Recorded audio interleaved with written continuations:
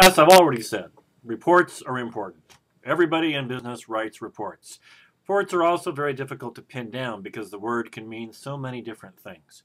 What I'd like to do in this podcast is just go over a few more of the major kinds of reports that people write in the business world and try to classify them into the way that your authors classify them into a scheme of three different overall categories of the business writing report. The readings in Module 23 talk about short and mid-length reports. These are things that are a page, 2 pages, no more than that.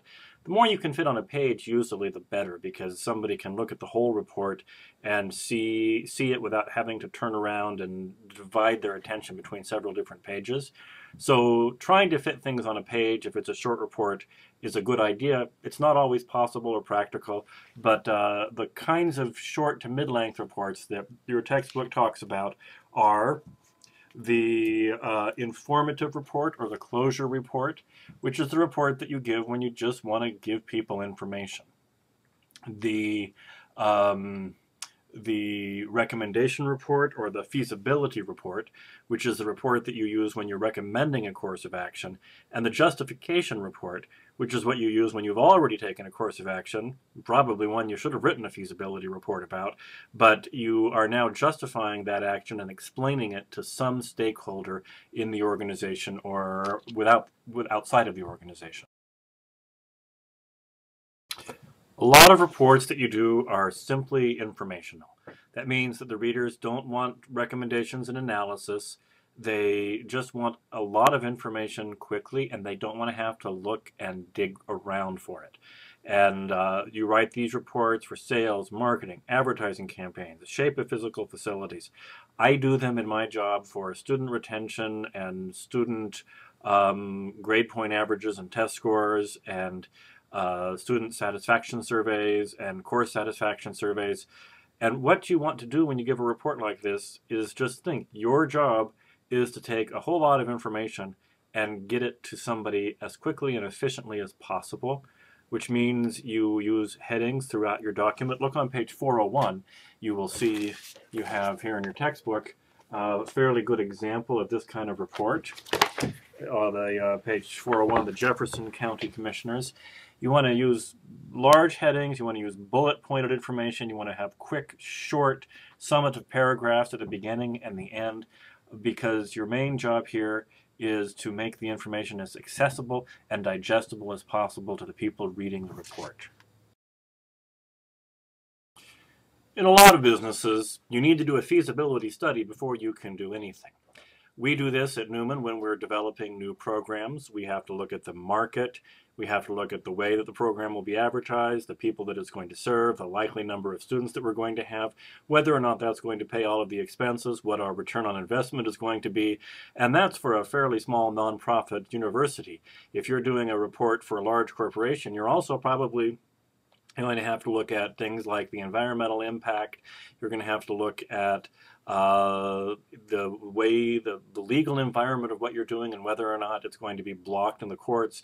There's a lot of stuff that you've got to look at before you can take an action, even a small action. So a feasibility report or the report on a feasibility study is a kind of report that makes a recommendation. It can be a fairly small or modest recommendation like making a hire or buying something, selling something, developing a new product line. It can be a huge kind of thing like building a new factory in Cleveland. And what is it going to take to do that? And that report will probably be more than a page. But the concept is the same. You need to explain why you want to do something. You need to explain the alternatives, the alternative things that you can do, and you need to give a recommendation that proceeds from the evidence that you lay out in this report. The justification report is a little different kind of animal than the feasibility study or the feasibility report. This is something you do after you've done something to explain what you've done, or when you're looking for permission to do something very specific. It's not where you weigh the consequences so much as where you make the case or the argument for what you believe needs to be done. And to do this, you need to, there's a fairly set pattern for these kinds of reports that you should follow unless you're told to do otherwise. First, you need to explain what it is that you're seeking to do and why that's important. And this is the process of creating a narrative of a problem that you need to solve. You need to give a brief background of the problem that you're trying to solve, explain the possible solutions, summarize what is needed and why something is needed, and then ask for the action that you want. This is a kind of report that I have written frequently in my career when I've wanted to hire somebody. When I wanted to not just replace somebody who's resigned, but when I wanted to create a new position. So let's say that I, here at Newman, need to hire a new professor of French. I need to first explain why we need to teach French here at Newman University, because we don't and we never have. So I need to create a case for why French is a language and a subject matter that we need to teach. I need to give a background of the current situation, what our language department is like now. We teach Spanish, we don't teach French, so I need to talk about perhaps why we need to do something like this. I need to talk about the possible ways we could solve this problem. We could not teach French, and here's why we don't want to do that. Or we could hire somebody part-time, but that would have consequences. Or we could have our Spanish teacher go to school and learn French so she could do both, but that would probably be a bad idea. So I'm going to ask that we create a new position for a professor of French. And if I've done exactly that sort of thing several dozen times in my career in universities to create a justification report to hire a new person.